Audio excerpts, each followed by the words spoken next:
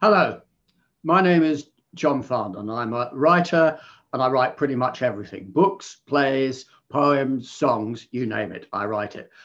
But more than anything, I write non-fiction books for children. I've written over 1,000 of these books and contributed to 1,000 more. That is a lot, I know, but maybe too many, you might say. But I think it's such a wonderful thing, such a privilege to share knowledge. So I'll keep on doing it as long as I can, as long as people want them, and maybe even when they don't want them.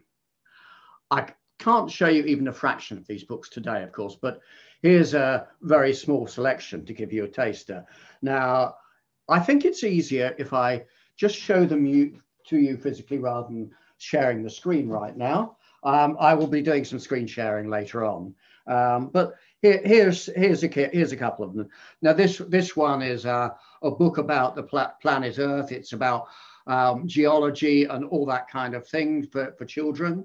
And here's another one. This is about natural environment. It's called, oops, sorry, I beg your pardon. It's called Bird's Eye View, the Natural World. And here is another one about rocks and minerals, and another about, well, completely different, about monster trucks. So, and another one, which some readers in Russia may be where is called Do Not Open, which is an encyclopedia of the world's best kept secrets. And of course, it's an invitation for children to open. So that's just a kind of small, I mean, as I said, there is 1,000 books in altogether, so it covers a wide range. Now, although these books are for children, none of them is a textbook for school. They're all what's called information books. And I don't know whether it's a term that's familiar in Russia, but it means books that simply inform children about the world. They're also called trade books because they're sold through the book trade. That means they're books that children and their children choose to buy. They're not distributed through the school system. So the crucial thing about these books is they sell. Each one is designed to appeal to a certain market. And as an author, my choices are highly constrained by what the publishers believes they need to make the book sell. And of course, the budget they set. But a rather more positive way of looking at this is to say that these are information books that children choose to read rather than being compelled to by the curriculum. I mean, it's my feeling that children learn much more deeply and lastingly if they actually choose to follow their own curiosity. That's why I think these books are so important, even if they are a commercial commodity. Books like these are one of the key ways children learn about the world. That's why it's so important to get them right. I mean, recently I was working with the Extinction Rebellion movement in London, the movement to alert the world to the climate and ecological crisis the world is in. So I've met many young people who are involved in the movement, have been impressed by how well informed and how thoughtful so many of them are.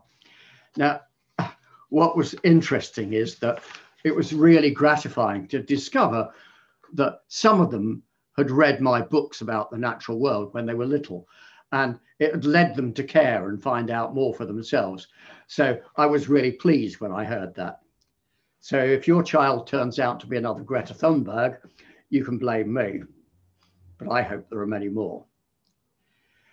The thing is, it matters more than anything to give our children ways to learn about the world, to spread what we know about the world to the next generation. My feeling is that the more we know and the more we understand, the better chance we have of building the better world. Now, there are a few more examples, there are a few more inspiring examples of the power of learning than Malala Yousafzai. I don't know whether you remember, she was the young Pakistani girl who was tragically shot in the head for activism and who fortunately survived to graduate from Oxford and become the world's youngest Peace Prize laureate, Nobel Peace Prize laureate. And she's also a powerful voice for women's education. What she said, and I think it's really worth remembering, it's one child, one teacher, one book, one pen can change the world. So let's remember that. This is why books are so important. That book for one child could be the book that you write. That book that changes the world, even if it's only for one child, it could be your book. It might be the book that inspires a child to become a doctor who saves lives, or a naturalist who saves wildlife, or a great scientist who brings us great insight about the way the planets work, or how atoms behave. Or it could be the book that inspires them to understanding of history, of conflict, and so helps them bring us world peace and build a world of peace in the future. So these are kind of amazing possibilities. And of course, we can't know what will matter. So there's no point in trying to second guess what children will want. What is important is to give them a full range of information. So we want to just inspire children with a curiosity to learn for themselves. And our job as non-fiction writers is to lead children into the world of knowledge as well as we can, and so that in time they find their own paths. Okay, so what's the secret of writing good children's non-fiction? Well, I'd say there are two keys. The first is research. There's a tendency to think that because it's for children, you can get away with half knowledge and fob them off with something that's not really fully developed. Publishers fall into that trap more often than authors, and I'll come back to this in a few minutes. And the second key is clarity of purpose. You need to be absolutely clear about what you're trying to do. What is the story you're trying to tell, and how do you want to tell it? With any kind of writing, but non-fiction children's fiction especially, you need to know where you're going all the time. Ask yourself, what is the destination? You need to know that the book is for, you need to know what the book is for what the destination for the book overall is. But you also need to know it in very simple terms with each individual section. It sounds so obvious, but it's amazing how little it's remembered. It's really, I'll show you some examples later on. With most really great children's fiction, the purpose is immediately obvious. They have a clear vision to tie all the information together and take the child on a journey. That doesn't mean there can't be detours en route. These detours are often what gives a book richness and interest, but the end must always be clear, well, at least to the author, because then you know how to take the child on a journey. And I've worked with a number of publishers who understand the importance of enticing the child onto the train. After all, it's that enticement that is crucial to selling. So they're very good at doing that often. I showed you that example earlier on of this book, Do Not Open. It's a great enticement to a book. And that is important. But you also need to know where the train is going. So I'm going to show you a couple of examples from some highly visual books with a very short text to show you what I mean. Now, I was going to get you involved in some exercises and get you to participate in this, but I've got to do this all for you directly. So what we do, just after, now, here's a book. This is a book called Stuff You Should Know About the Human Body. And I'll give you, in a minute, I'll share my screen in a moment, and I'll show you the introduction to the book. Okay. I'm going to share the screen now.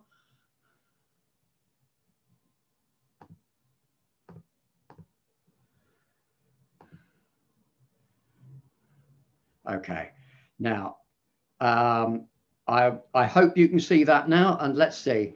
Here we go. Now, this is the opening spread to a book.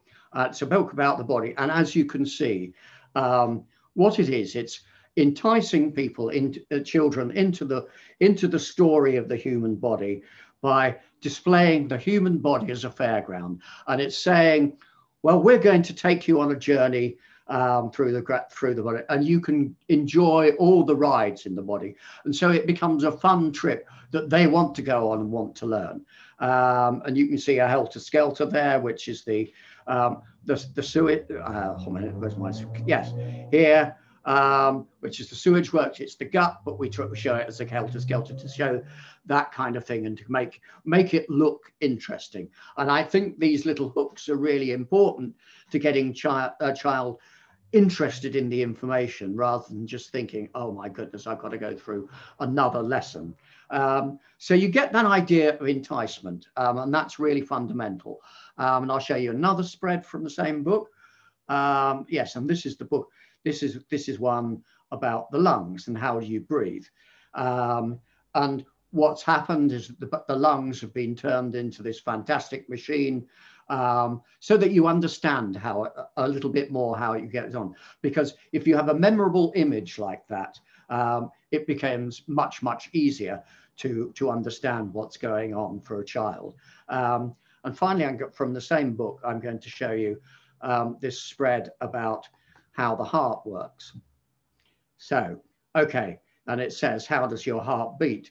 And again, the visual analogy is of a pump, but we've got all these fantastic little figures running around. Just again, the purpose is to make it memorable. You see, we've got a little diver there who's doing the operating, and you've got these people who are operating the flaps there.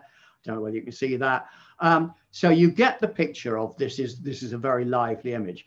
But I'll just kind of point you to the introductory text, because what it has to do is it has to tell the story and entice you in, but also finish it in a very short space of time. So there's maybe about 25 words there. And so it's very brief. And what it says, and I'll read it out for you in case the screen is too small. It says, beneath the title, how does your heart beat? And the text says, your heart is a tiny super pump. Every moment of your life, it is busy squeezing away, driving blood around your body. It can do this because it's made of special cardiac muscle that contracts and relaxes automatically. So what you've got in that short space is both an invitation that makes it sound exciting. We've talked about a super pump, which it makes it sound like a really interesting thing. And then we've said it's very active. It's every moment of your life. It's busy squeezing away. So what you're doing then is you're making it an active process, which the children can come in. But finally, we draw attention to the muscle. And that's the purpose, is that we're not just saying, well, it's super exciting. We're actually delivering a key message about how the heart works. So that's why what I'm talking about, the sense of purpose, is really, really important. So I now want to kind of say, to return to the importance of research and why this matters. I mean, the thing is, as a writer, you owe it to the children to do the best research you can and not to sell them short. You want to give them the best information you possibly can.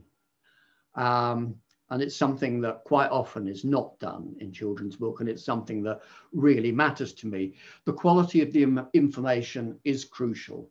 You need to tell the truth and tell as much of the truth as you can. And you don't avoid the truth just because it's complex. You find a way to keep it simple.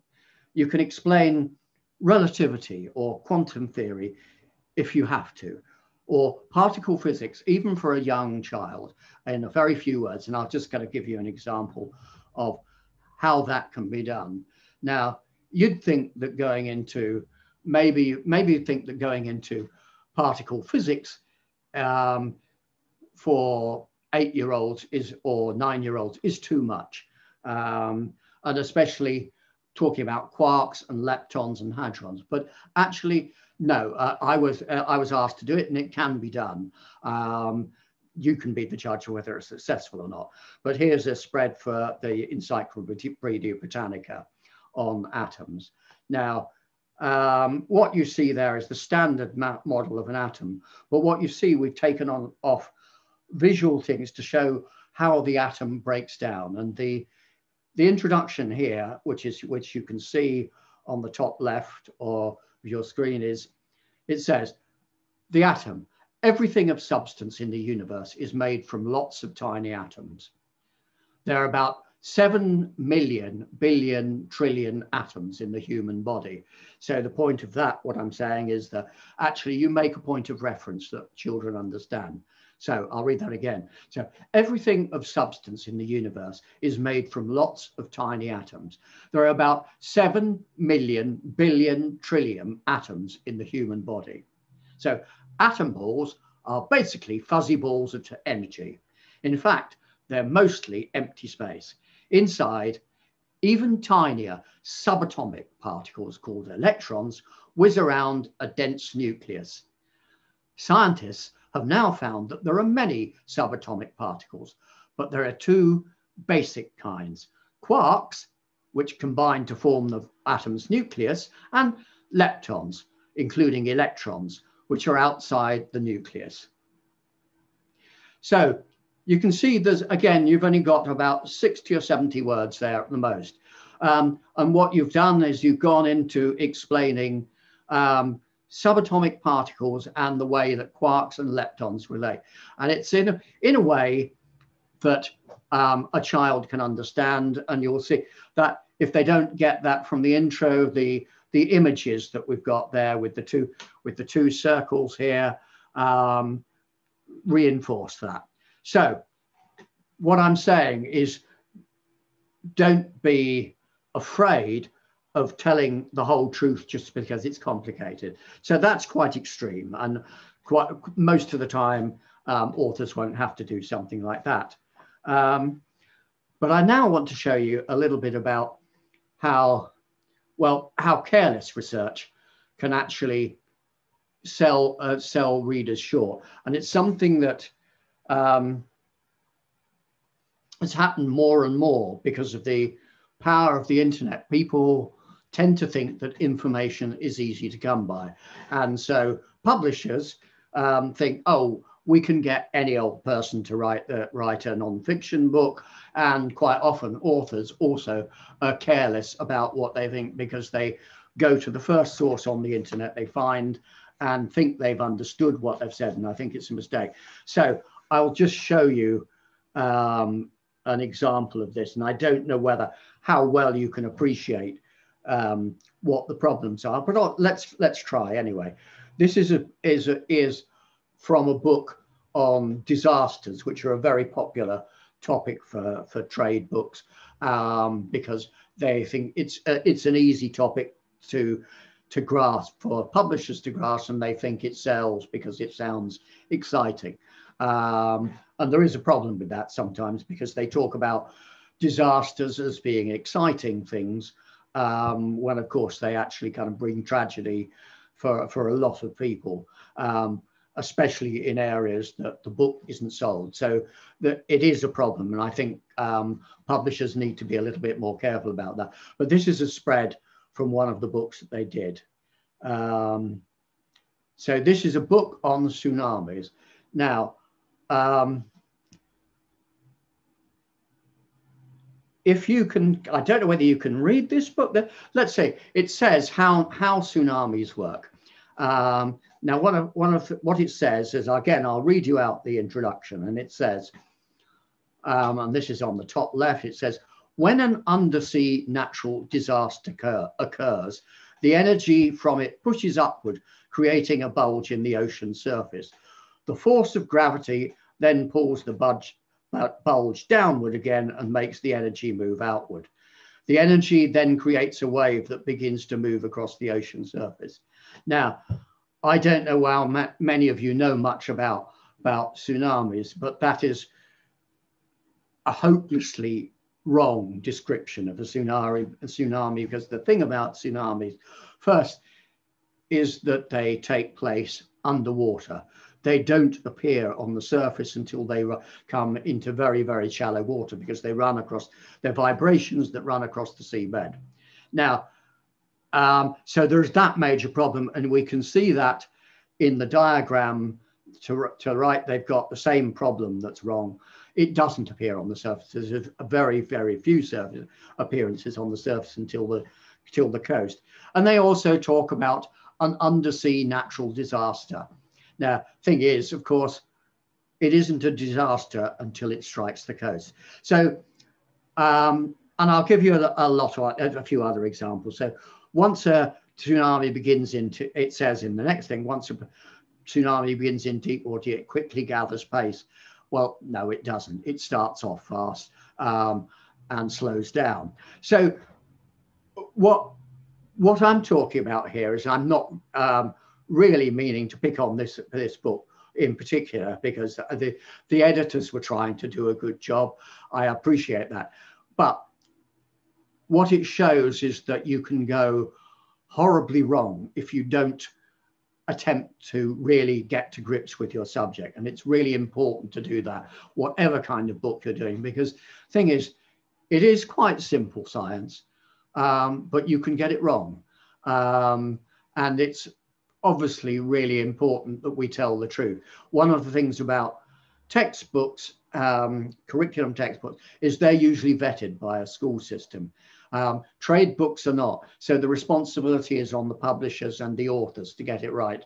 And they can get it wrong. I mean, this book fortunately wasn't published in the form it was, but it could have been, and that's a problem. So let's have a look. What am I going to be doing now? So I'm just going to stop sharing for a moment. And come back and talk to you a second ago. So you can see some of the problems of creating a non-fiction book for children is that actually it's really, really important to know what you're doing and to find a way into the subject that's less than obvious, because people have been teaching non-fiction for a long, long time. But the problem is that children quite often get turned off. So you have to find a way of making it more interesting and showing them it in a new way so that they get excited about it. Now I'm just going to move on to giving you an insight into just how much work that can involve. And this is with a book called Bird's Eye View. And that's this book here. Which is, it's Bird's Eye View, the natural world. Now, it looks like a very fun, childish book. We have views of natural landscapes. That's China, the Kunlun Hills. And for those of you who are in Russia, then this, you might recognize something. You can see it's a fold-out book, and so the whole idea is to give a very spectacular panorama. And you'll see on one side, on the I think it's on your left, we have the forest, and then we go out across the steppes and into the desert landscape. And in the distance, then we have the Altai Mountains. So you can see how this book works. It looks very simple, but actually getting to that point requires a huge amount of work, and that's what I want to show you now. There is a spread in this book which is about fields and forests, if I can find it.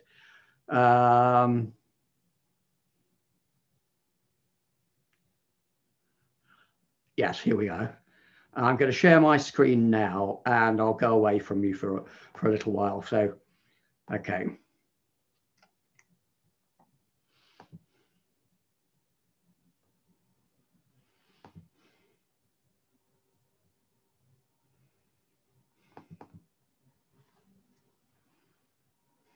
So this spread here is one that would be very familiar to people in the English-speaking world in England.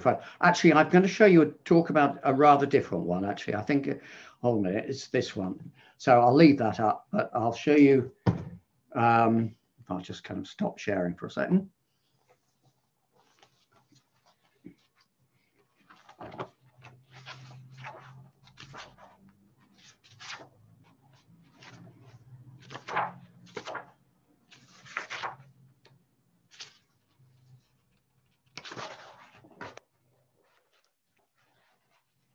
Pardon me for a moment.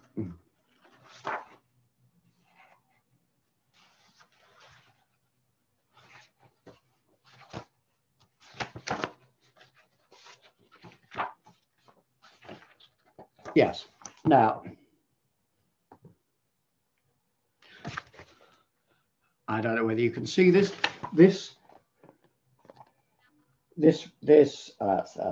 about right.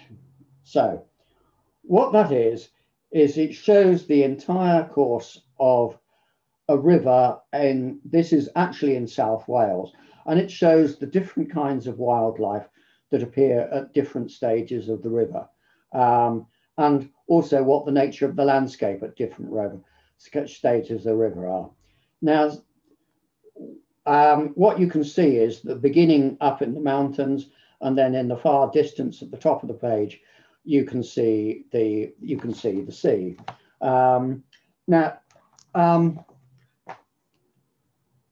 The final result, I hope, is a simple and easy to understand artwork. But actually, one of the things that was really important in this book was to make these real views, because it didn't have a value if it was all imaginary. So what we had to do is create a perspective and a view which showed a river from the beginning to end in such a way that it is a believable view of that river. Now, of course, you can't see all that river in reality. So this is an imaginative feat. So we have to kind of first find the right river that we can do this. And we decided that the river that was best to do this, there are lots of rivers all over, but we wanted a short river which showed a good expanse from mountain to lowland in quite a short distance.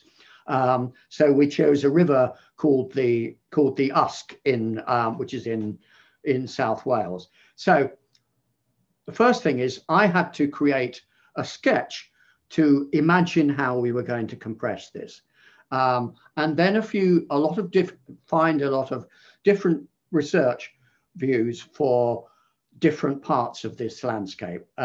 So I'll show you the brief that I sent to the audience, to the artists, and it's in two parts.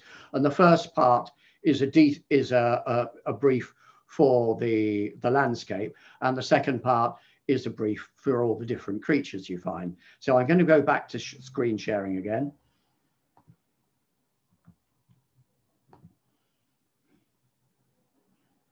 Okay, so hopefully you're seeing this. Now this is the brief.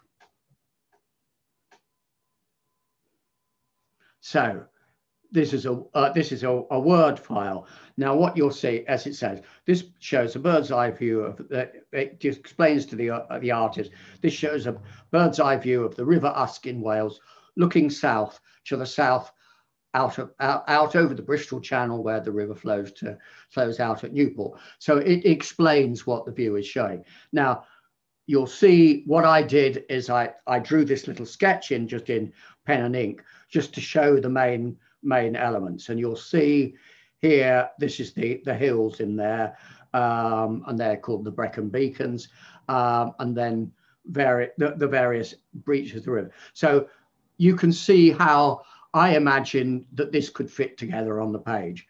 And then that's for the benefit of the artist, who then goes away and draws it up. But you'll see little numbers in the sketch, and that's to say this is where particular animals should go. particular birds, fishes, and so on. So you'll see this is then you get a satellite view of the same area, and a satellite view from an angle, which shows a similar kind of angle. And then it essentially describes in detail what the 3 stages that we're looking at are. So there's the mountain stream. And so we have to give the artist a reference for the mountains in that particular area. And then we show the particular animals. And then this is a river in close-up. And again, the same kind of view in close-up, and different views. And then further on, we go down to first the reservoir, and then we go down into the valley. And we show what the valley is like. So this is what the valley looks like. So do you see what I mean? So finally we go through those valley views, and the artist needs a variety of references that I have to provide to show him how he can recreate that landscape. So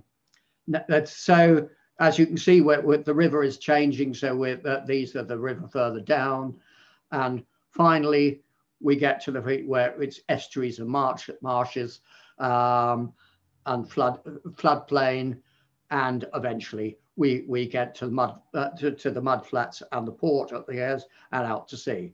Now, all that's the background, because basically what we're doing is that is a background for showing what animals appear in these different parts of the world. So the whole idea is to kind of give them children an understanding of what animals live where. So these are so then there's a separate file with the references for all the different animals. So we've got the salmon that are leaping in the upper reaches of the river. We've got the little bird called the dipper, which dives into those kind of areas, and other regions. So you can see we also have the plants as well. There's the mountain ash in the upper reaches, and so on. And so we go down the river.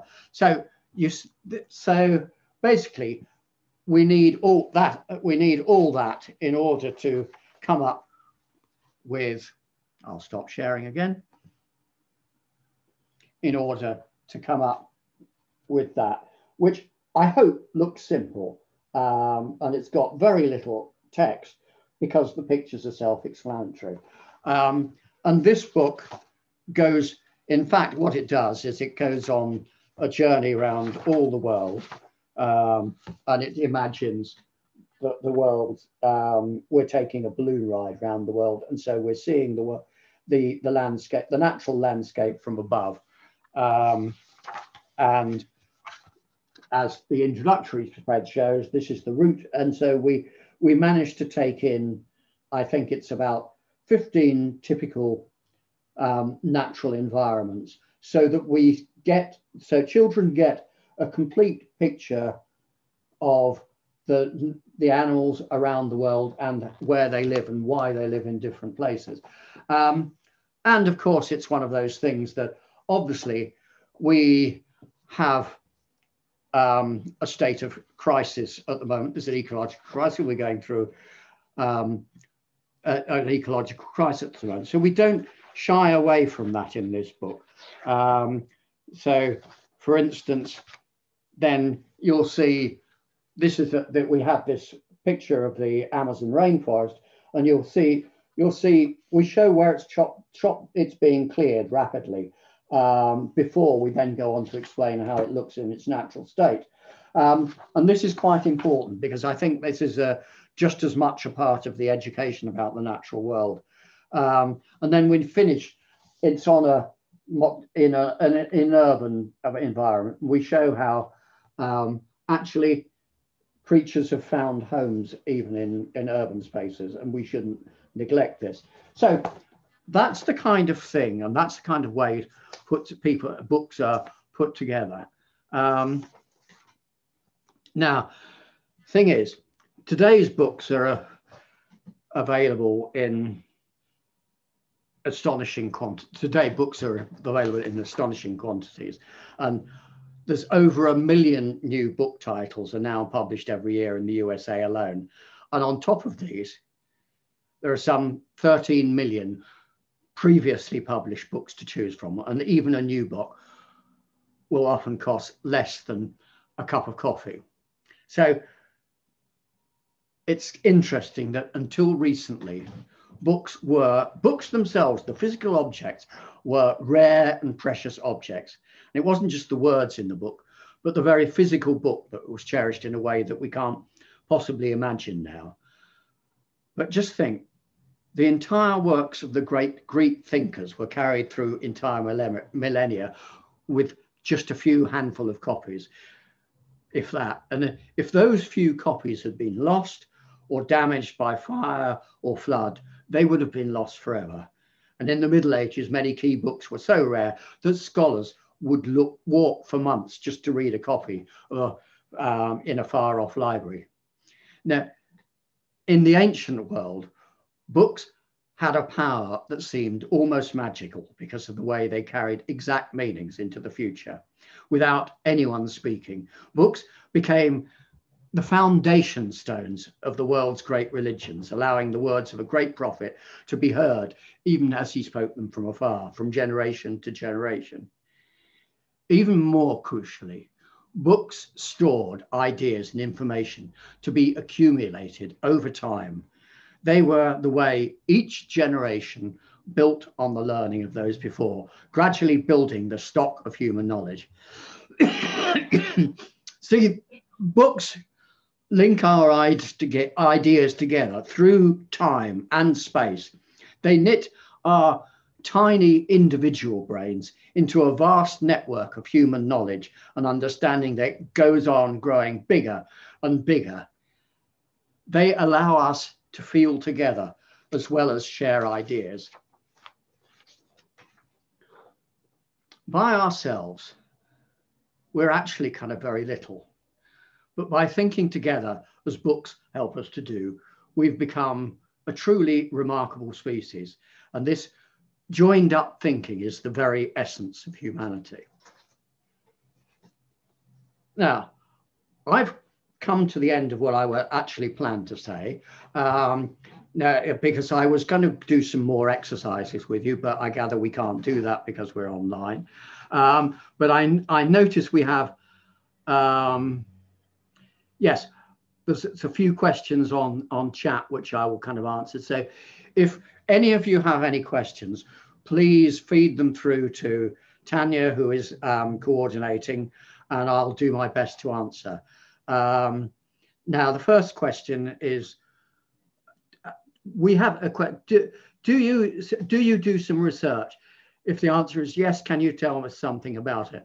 Well, as I said, I've already hinted about this, but what's interesting about, I think, about me is that I don't claim to be an expert in any subject. I mean, it may be that I have become so over the years, but my skill, I hope, is translating information and making it accessible to others. So every book I do, I don't know about the subject in advance. I have to do research, and if I didn't do research, it wouldn't work.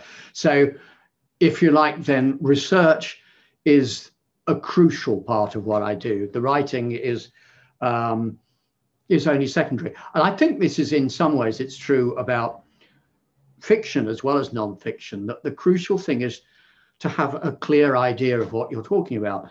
Unless you know what you're talking about, you can't write clearly. And it's interesting that what's fascinating is that a few times I've done ghostwriting for experts, for professors of biology and so on. And what's interesting is that sometimes you see they don't express their ideas clearly. And you think, oh, maybe that's just a scientist who isn't good with words. But what's interesting is that, and I've as I said, I kind of work with it, is that one of the reasons why they don't express themselves clearly is because they've got so used to talking about their subject that they forgot to know about it. They actually don't know enough about that subject at that point in order to explain it. And so you have to push them to go back and think about it more clearly until they really understand their subject. And it's something that happens a lot in the academic world, is that quite often they can get stuck into making their subjects more obscure than they need to because they've stopped thinking. So actually the great thing about non-fiction writers from outside is they challenge them, they push them, say, no, make your ideas clear, it's really important. So in terms of the way I research, I do a combination of I research from books and from the internet. Now, I do most of my work from home. So when I need books, I get them delivered here.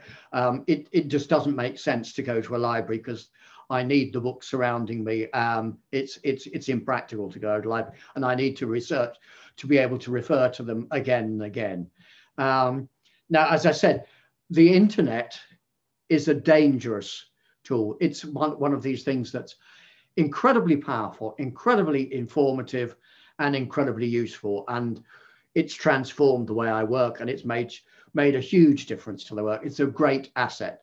You can find about just about everything. But the thing is that there is a lot of poor information on the internet. And one of the things as a non-fiction author especially, but I think it's true for anybody researching, is that you have to be adept at finding the right information. So it's a question of if you put in a sense that where you wanted to know about quantum physics, you put in quantum physics as a Google search, and you'd probably find very little that was going to help you understand it. You'd either find a very high level site, which is completely incomprehensible, or something that's so junior that doesn't help you either. So the first thing is to be able to find the right search words, and it's worth persisting. If you don't get the answer, if you don't find a source that you need, that doesn't give you a clear answer, then go on. Don't accept what the first places that you get to.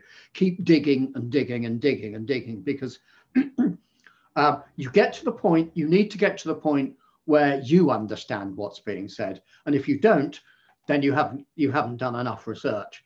The second thing is that you need to be able to evaluate the research. And obviously there are kind of reputable sites which are well checked, but quite often those reputable sites don't give you a clear picture of the they don't enable you to understand because they're very densely written.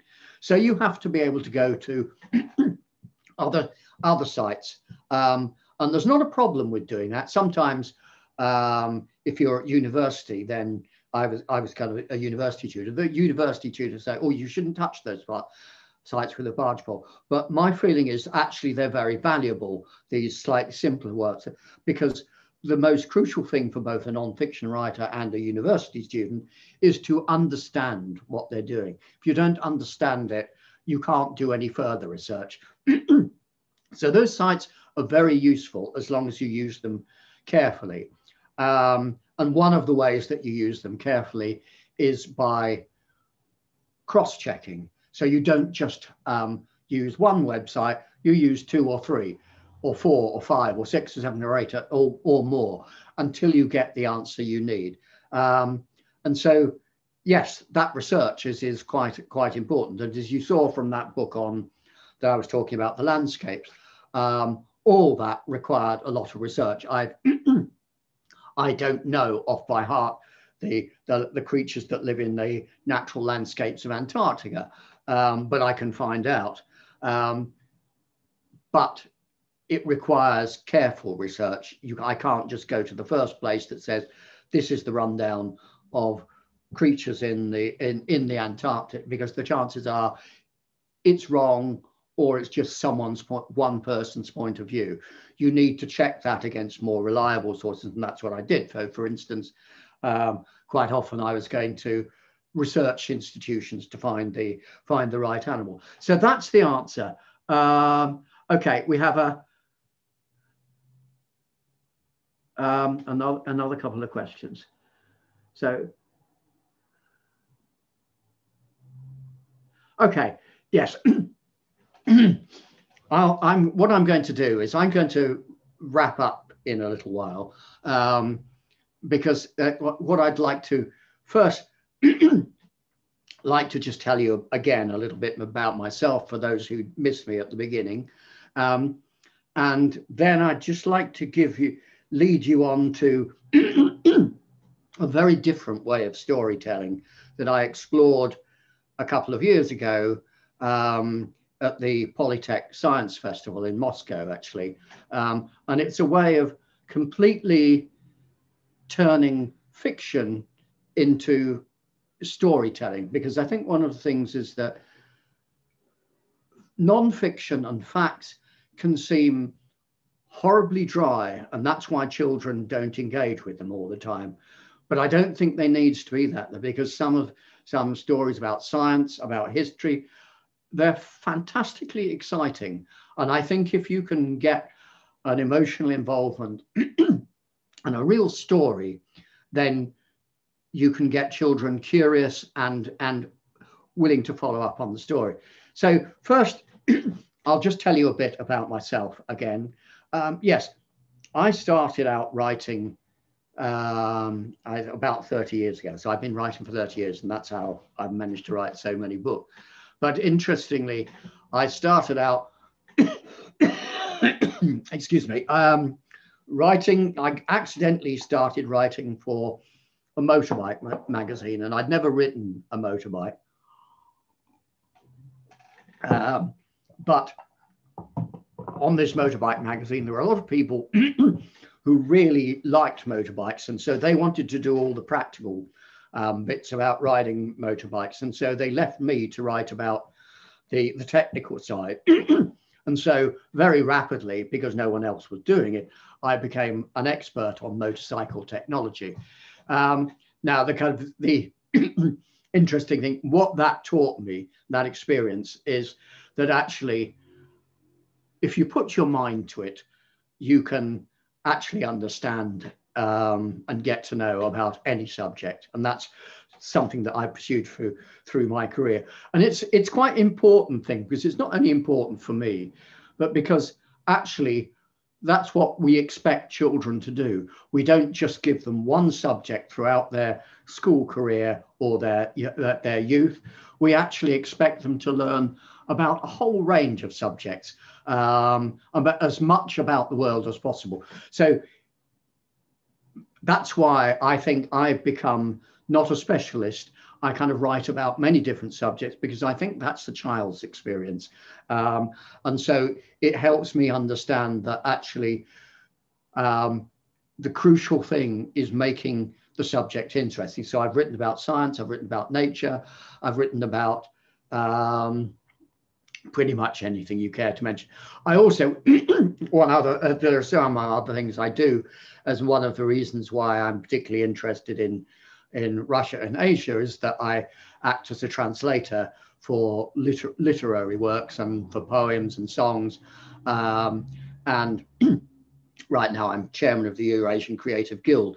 And interestingly, I don't speak a language, but apart from English, but what I realized is that actually you can collaborate with people. You can collaborate with people who speak English very well, who are native speakers, and I will just then make it into good poetic or literary English.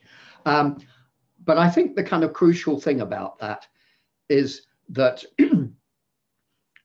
actually it's about building bridges. And this is the same message that I feel that we have in building bridges of knowledge for children in writing non-fiction books. And my non-fiction books sell in every country in the world, pretty much. And I think that's really important. So I have to bear in mind when I'm writing that I can't just write for my next door neighbor. I have to write for a child in Korea. And I think it's quite important. But bringing knowledge together is important for all humanity. So I think it's a really, this is what I hope to do. So I was hugely pleased to be asked to be part of the Moscow Children's International Book Fair, because I think these kind of events are really, really important. So I'm really grateful to you all for listening to me yabber on for, I think. And I'm happy to answer any further questions, and I will put my website is www.johnfarndon.com. It's very easy to find. So if you want to find any more about me, just go to my website, and my contact details are on there, so you can contact me via then. And I'd be very interested to hear from any of you. I don't know who's listening, but I thank you all for listening.